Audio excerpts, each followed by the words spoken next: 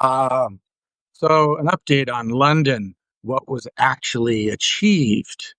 Uh, Yesterday, President Trump announced on Truth Social that a deal, quote unquote, deal had been reached and that the relationship between the two sides is, quote, excellent. Chinese spokesman, for their part, sounded a little less enthusiastic, referring to it only as a quote unquote framework and said that progress had been made. So, what actually was achieved, particularly for the U.S., with the after the negotiations in London and the phone call between Xi and Trump? Um, First of all, tariffs reduced. U.S. tariffs on China now at 55%. Chinese tariffs on the U.S. at 10%. The good news: lower tariffs are better than really, really, really high tariffs. But 2 points there.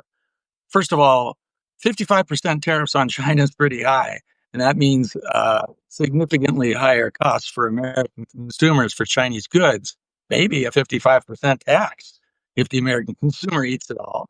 Um, what else?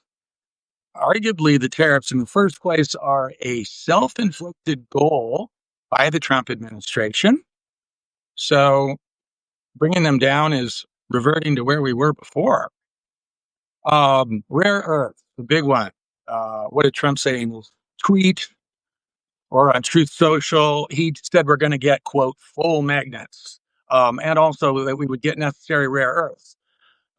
That's good news. I'm quite certain we're going to see a stronger flow of rare earths to all the different industries that desperately need it here in the U.S. But again, just a little perspective here.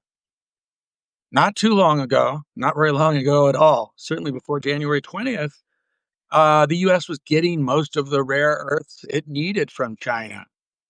Um, so, well, we're back to square one. We're going to have for a while now, at least, we're going to get most of the rare earths that we need.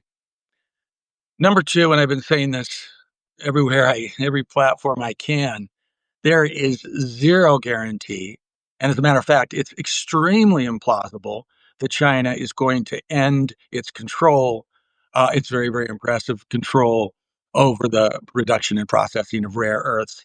It is extremely unlikely. I'll go out on a limb and say it's just not going to happen. China is not going to give up this key lever of economic coercion.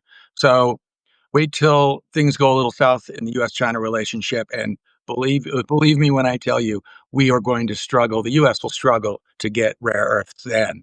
Uh, I think China said 6 months. We'll see what happens going forward. Uh, it's not going to be easy, that's for sure. So the U.S. too has strongly suggested, and we heard it from Howard Lutnick, Commerce Secretary, as well, talking to CNBC the other day, that there's a quid pro quo here, and that the U.S. is about to lift some tech restrictions on China. That's almost a certain. Maybe not on NVIDIA's most advanced chips, probably not on NVIDIA's most advanced chips, but they're going to start lifting tech restrictions. Let that sink in for a minute. Lifting tech restrictions. This is completely new territory. Back during the Biden administration, every time we turned around, it seemed like there were new tech restrictions, the so-called small yard, high fence. The yard kept getting bigger and the fence kept getting higher.